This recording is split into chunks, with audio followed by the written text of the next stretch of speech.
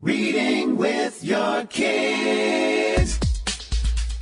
Hey, so great to see you. Come on in. Hi, my name is Jedley, and this is the Reading with Your Kids podcast. We are coming to you from the beautiful neighborhood of Reedville in the southwest corner of Boston, Massachusetts. Please be sure to connect with us on social media, facebook.com/readingwithyourkids, at Reading With Your Kids on Instagram, at Jedley Magic on Twitter. We are so happy. Our guest today is our Dean of all things STEM and STEAM, Jennifer Swanson. Jennifer is here to talk about a brand new authors group called SteamTeam 2020. But before she does, I want to speak to you about a service that I think is amazing. I think that you would absolutely love it. Our show today is sponsored by Vooks. It's VOOKS.com, Vooks.com. Vooks combines the love, trust, and safety of children's books with the convenience of online streaming and creating a whole new way to experience stories with their growing library of animated storybooks that both kids and parents will love. I really do love. There's so many great books on this site. Now, by adding movement, sound, and narration to existing books, Vooks is bringing stories to life in a whole new way, encouraging the love of reading while promoting literacy, imagination, and focus for children ages 2 to 8 years old. With Vooks, children can learn, laugh, and let their imaginations soar, while parents can feel good about letting their little ones enjoy quality, guilt-free screen time. Now, right now, Vooks is offering a free 1-year subscription to every single teacher and homeschooling parent. They also have free resources to go along with some of their most beloved titles. You really owe it to yourself to check it out today. Go to Vooks.com. That's VOOKS.com. Vooks.com. We are also sponsored by the last surviving dinosaur, the Tyrannosaurus, written by Stephen Joseph and playfully illustrated by Andy Case. This is a great book. We're talking about reading with our kids, reading out loud with our kids, and what would make for a better read out loud book than a book that has 6 cranky relatives, 3 mean dinosaurs, and 1 very cranky Tyrannosaurus. This book tells the story of how the dinosaurs became extinct. And we're not talking about that life-ending meteor shower that the paleontologists are trying to sell us. The Tyrannosaurus is so very cranky that she makes all the other bigger and meaner dinosaurs disappear. That is, until she comes across the only dinosaur who is immune to her incessant complaining, the Tyrannosaurus. These 2 dinosaurs evolved into humans, and that is where cranky people come from. The Last Surviving Dinosaur is a really fun reminder to readers to be mindful of when and how often they complain. And that's a lesson that we can all benefit from. Check it out today, The Last Surviving Dinosaur, the Tyrannosaurus by Stephen Joseph. It's available online at Amazon, Barnes & Nobles, and many other outlets. Join us on the line right now from Jacksonville in Florida. She is our Dean of all things STEM and STEAM, and she is now the captain of the STEAM team. And she's here to tell us all about it. Please welcome back Jennifer Swanson. Jennifer, how are you? I'm great, Jed. Thanks for having me. It's always fun to be on your show. I'm really excited to have you back, and I'm really excited. What's this STEAM team thing that we've been talking about? Well, so it's SteamTeam 2020. I kind of took a look around and I thought, it would be really great if we could grab a lot of the new STEM and also STEAM books that are coming out this year. Now, I suppose maybe we should back up a second because some of your listeners may not know when we're talking about STEAM. Mm-hmm. So STEM, a lot of you know, is, science, technology, engineering, and math books. So it focuses on those things. STEAM adds arts into this. But it's not like arts necessarily like paintings on the wall. It's kind of art as it applies to STEM. Mm-hmm. So it could be the art of inventing. See, something like that. Yeah. So that's kind of where we got the idea for Steam Team. So, I started STEM Tuesday. I get these wild and crazy ideas, and I'm like, hey, which of you authors want to join me? And they all say yes. So they all just jumped on board. Well, it's really wonderful. I'll be honest with you. When I first saw the A added to STEM, I was kind of like, okay, yeah, there's a bandwagon going by and some other folks want to jump on it. I want my piece of the pie too.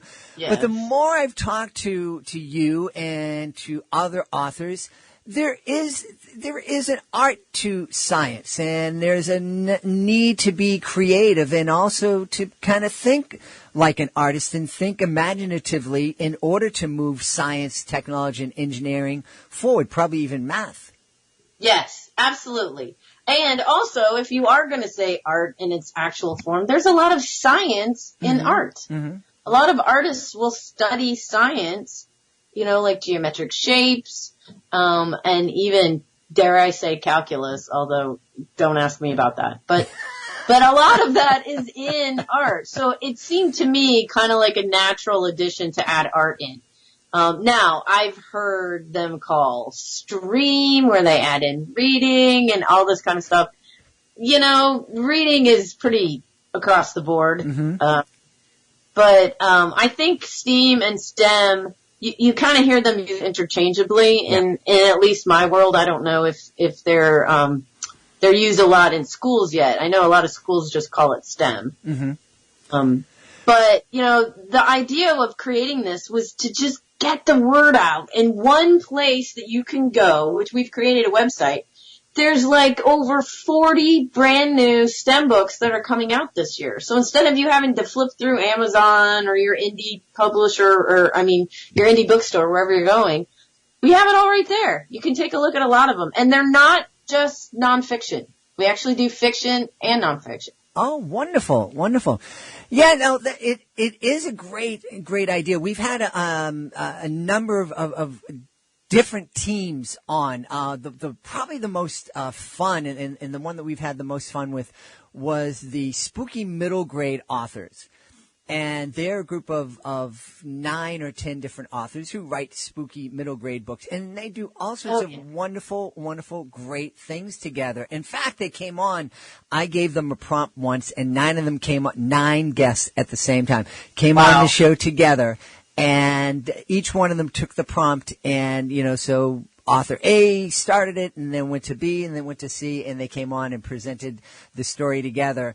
And Jonathan Rosen, who is one of your fellow Florida natives, came up with the conclusion and put a twist on the story that was just hilarious and fun. And I am hoping that Steam Team 2020 can be as successful as the Spooky Middle Grade Authors Group. Yeah, that would be awesome. I do know Jonathan. He's on the Mixed Up Files group with me. Yes. He's on the Mixed Up Files admin team where we host STEM Tuesday. And actually a large portion of the authors in that group are from the Mixed Up Files. But yeah, that's kind of our goal.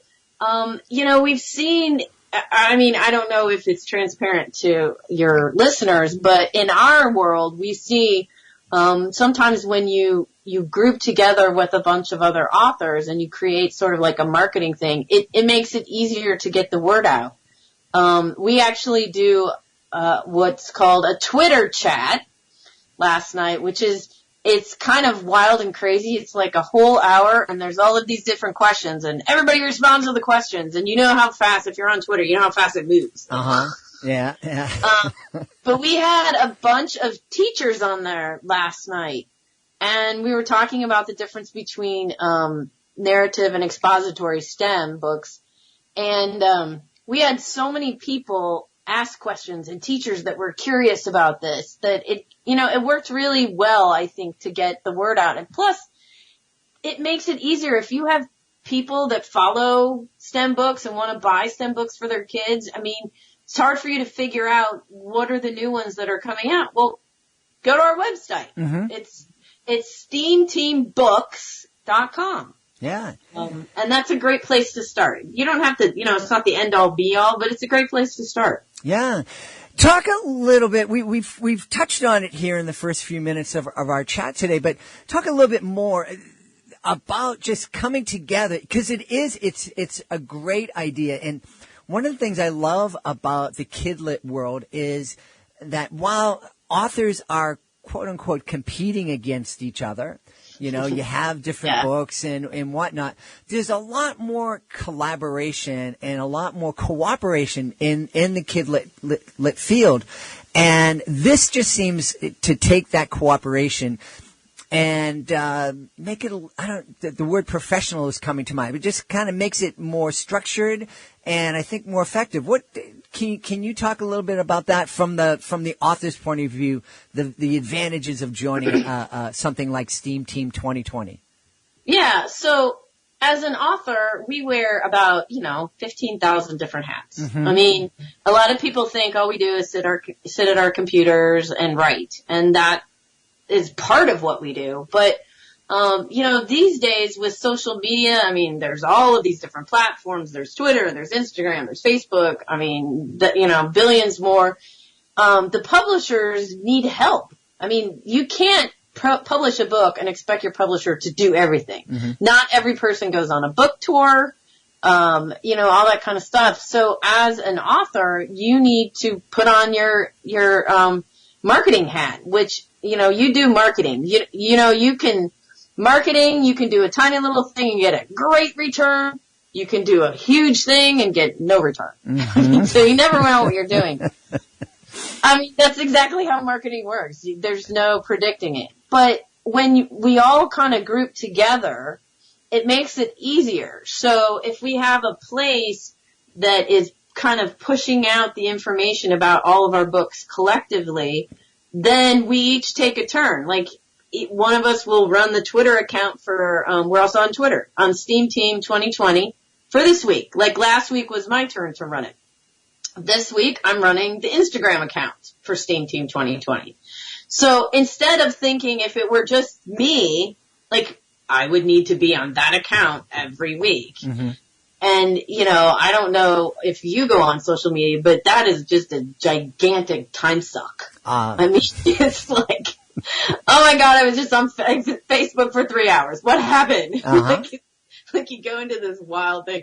So when you group together, it makes it easier. Plus, I will be honest, the publishers are actually taking more look at us because they're excited to see a group of STEAM and STEM authors pull together. You'll see picture book groups come together, like fiction picture books, and that's, that happens a lot. But this is the first group that has come together and actively promoting the STEAM books.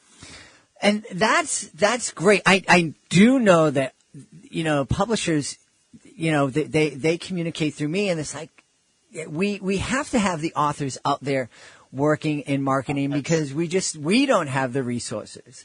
And so it is, and we talk about it here on the podcast all the time. Authors are so excited to get that first author's copy of their new book, which you just received, and we'll talk about that in a minute.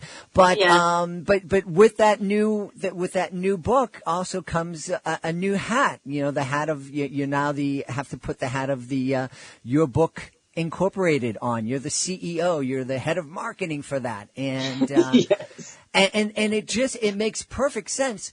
The more you're doing, then the more the publisher is going to want to get behind you if you publish traditionally, and if it's your first outing as an indie author, and you have more books on the way. It's a good chance that traditional publishers will be more interested in you if you are out there working social media and part of something like SteamTeam 2020. Right. And I've seen indie authors come together and create their own marketing groups. And it works really well for them, too. Because, think about it. You have, instead of just kind of just slogging away at your social media, all of a sudden you have 5 different people, say, in your group, and they all have different followers than what you have. Mm-hmm. So maybe this person has a ton of teachers. Maybe this person has a ton of parents, and so your reach has just been, expanded exponentially. And that's kind of why we do this and we like to get the word out about all of our books. I mean, particularly because right now, STEM is really hot, which, yay, it should be. Yes, absolutely. So we talked a little bit about the advantages of authors coming together and teaming up. What advantages, other than just having one website for parents to go to or teachers to go to find a new STEM book, what other kind of advantages does SteamTeam 2020 offer to readers, to families? Well, I think some of the things that we're going to do this was just an idea that I literally had about a month ago. So, hey, in a month, we are up, running, and moving forward. But, we have plans for other things. One of the things that we're doing is we're actually submitting to book festivals.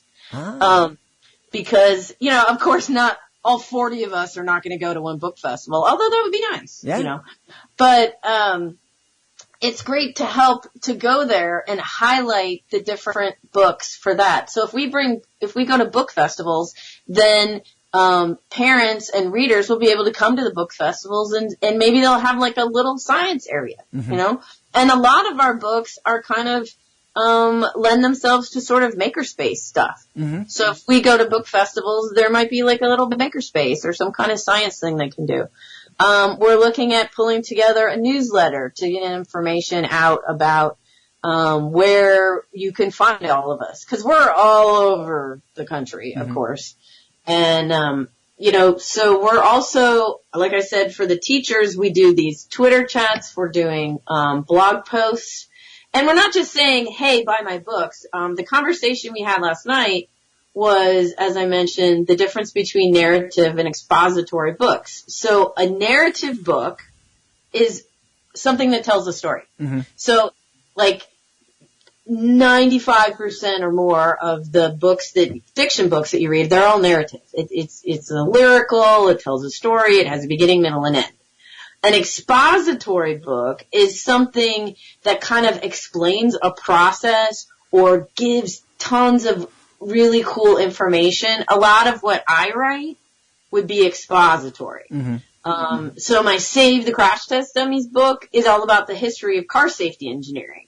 Well, there's sort of a storyline through that because, of course, you have to start with the Model T and you go all the way to the self-driving car. But it's not a typical narrative thing. So we actually got into a really big conversation about this last night. And, for those parents that are interested in which kind of books their kids read, which, by the way, interesting tip, most kids love expository books. They're like, all the National Geographic kids stuff, that's expository. Interestingly enough, most books that win awards are narrative. Because the teachers and the librarians and the reviewers tend to like narrative. So adults tend to gravitate toward narrative, not all of them, but kids love expository books. Well, that makes a lot of sense because it's, you can sit down and in an expository book, you can sit down and read it for a couple of minutes. There's a place where I sit down and read things for 2 or 3 or 4 or 5 minutes at a time. And I love it. I always have to have something in there for me to read. And it's a lot easier to read that, boom, here's a fact about this and here's a story about this and in those settings. And it just makes sense. Kids have so much going on in their lives. Their lives are so structured. It is, makes sense that they're going to like to be able to sit down and digest something in 5 minutes or 3 minutes. Right. And it also, expository books give them a chance to do a deep dive on it. So, that kid who can name every single dinosaur that ever lived, is going to love an expository book because it's going to have that book is going to list every single dinosaur. Yeah.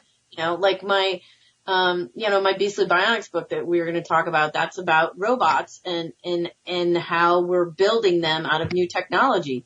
And it goes through all of these different, so in that book, there's 25 or 30 different robots. Well, wow, that is a deep dive into robots. Yeah. So a kid will, there are kids. I was that kid. I'm probably still that kid.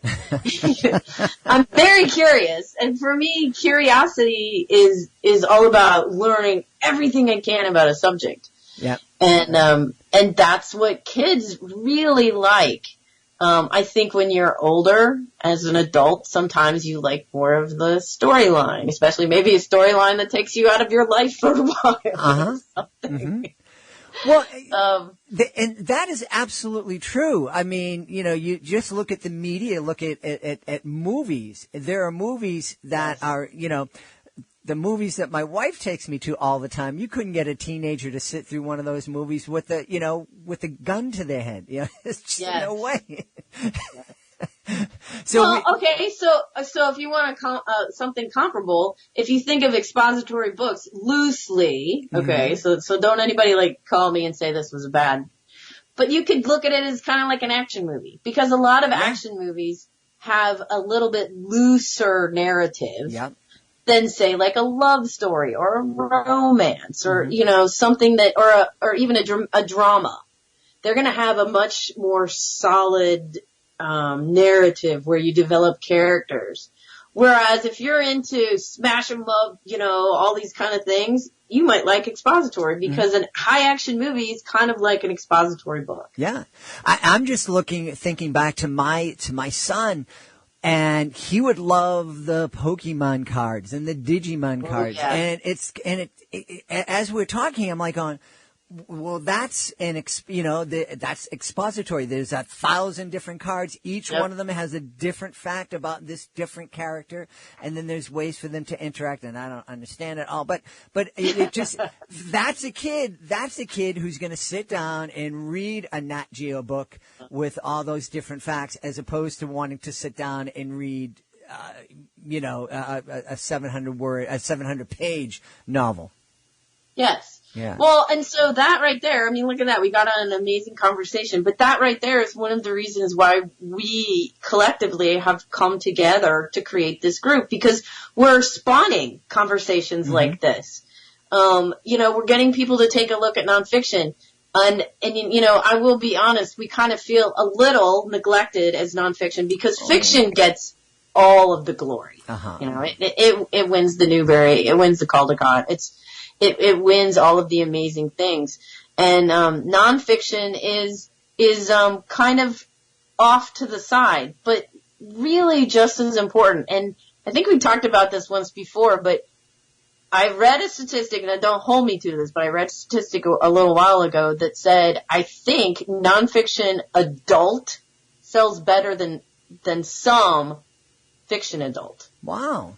Which makes you go, where did the kids lose their love of nonfiction? Because they clearly regain it as adults. And then the other reason why we pulled this together, I don't know if you're familiar with the hashtag SciComm.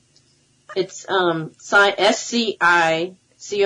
It's called science communication. Okay. And right now there's a very big trend kind of in the world to have scientists figure out how to communicate what they're doing and why what they're doing is so important to the general public, which is awesome. Yeah. Because, I've read thousands of papers for my research, and, I feel like sometimes when they write these PhD papers, they purposely use these gigantic words. And they do, and they understand it. Yeah. But I think I have a fairly good vocabulary. I read through this and I'm like, what on earth is that? But if you can explain it to me, then I'm like, oh, that is so cool. So this is another thing we're trying to do, is bring attention to science communication, and that a lot of our books, even though they might be written for kids, like 5th graders, I have a lot of adults read my book because they explain really complex topics in an easy to understand way. Oh, yeah. Oh, absolutely. I would absolutely pick up a book that was, a STEM book that was written for a kid before I'd pick one up that was written for an adult. Just because. No, I mean, the adult book can be more intimidating. The kids' books are more user-friendly. There's pictures in the books. And it just, I guess it's, for me, it's like more respect they respect my lack of knowledge. Well, but also they shouldn't make you feel ashamed not to have that. Yeah. Absolutely. Because, like, no one can know everything about everything. But, you know, the kids' books, they're being written so much better than they ever were when we were kids. And they're so much more intriguing, that it's a great place to start. Even if you're a high schooler and you have to do a report on something, I encourage you to go look at some of the middle grade and YA, you know, STEM books and see if you don't get a really unique way to look at things and you don't find some interest there.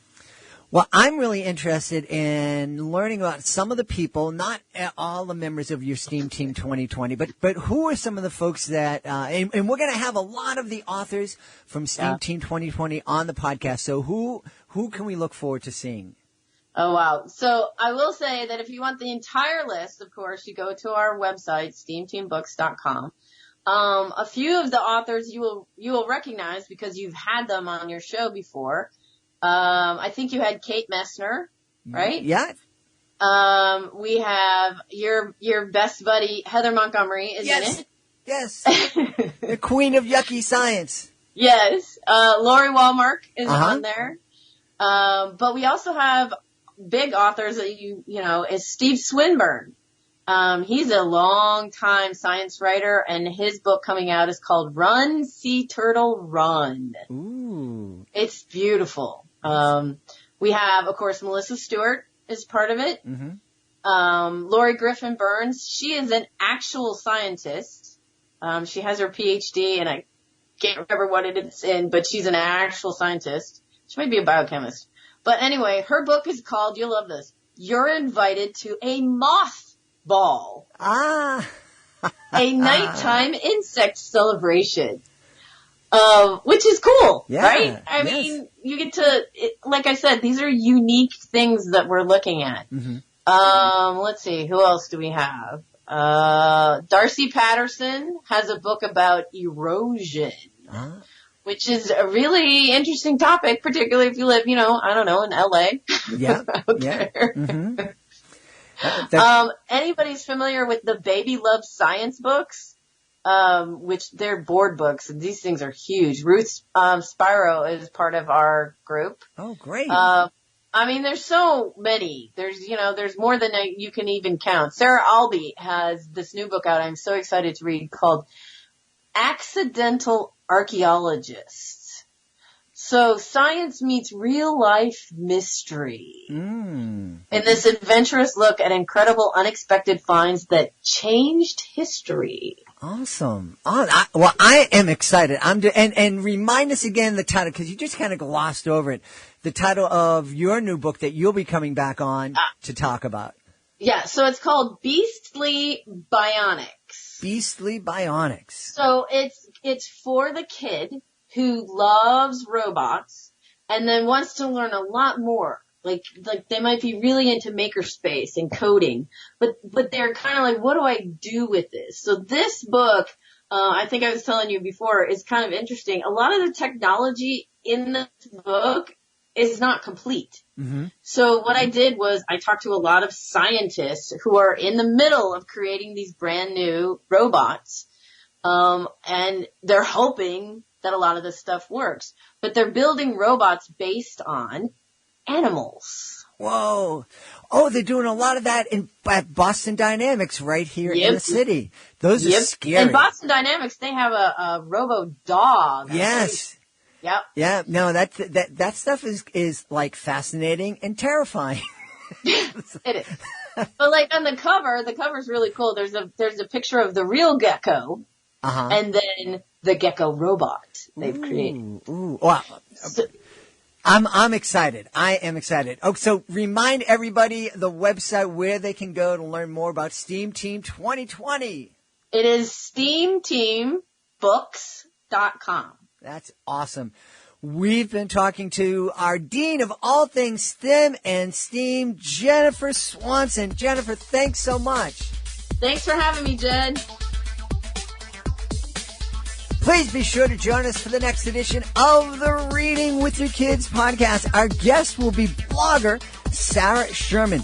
She is the driving force behind Single Moms Ask Sarah. And we're going to be talking about colleges. and how we should help our kids look at college. It's a really timely topic, and I think it's something that's really, really important. That's the next episode of the Reading with Your Kids podcast. If you are the author of a fantastic children's book, you probably get frustrated sometimes because you wanted to be an author, a writer, an artist. You didn't set out to be a marketing director. But the reality is, if you want your picture book, your middle grade novel, your YA title, if you want your book to be successful, if you want to share your message, your art with others, you really need to be out there marketing your book. You are the one that's most responsible for that. Well, you don't have to do it alone. We have a fantastic program that's made a difference for a lot of authors. It's called the Reading with Your Kids Certified Great Read Program. We have a panel of evaluators. They're parents, teachers, and kids. And if they believe that your book is worthy of 4 or 5 out of 5 stars, it becomes a Reading with Your Kids Certified Great Read. And with that status comes all sorts of great perks and benefits that'll help you. And they'll help you help your book stand out amongst the crowd of books that are published every single month. Find out more today. Go to our website, readingwithyourkids.com. There's a button on the top of the page called Author Services. Click on that button. You will learn all about it. I want to thank the folks who made today's show so very wonderful. Of course, we want to thank our Dean of all things STEM and STEAM, Jennifer Swanson. Be sure to check out SteamTeam 2020, and we look forward to having so many members of that team on the show this coming year. Also want to thank our sponsors, Stephen Joseph. Be sure to check out the last surviving dinosaur, the Tyrannosaurus. Also want to thank our friend at Books, VOOKS.com, Books.com, a great service for kids and parents. I want to thank my amazing producer, Fatima Khan. Be sure to check out Fatima's blog at our website, readingwithyourkids.com. I want to thank my beautiful wife for all the support she gives me. I want to thank Augie the doggy, who's at my feet, having my back here in the studio. And most of all, I want to thank you. Thank you so much for taking the time to join us today. And as always, thank you so much for taking the time to make the world a better place by reading with your kids. I'll be looking for the next edition of the Reading with Your Kids podcast.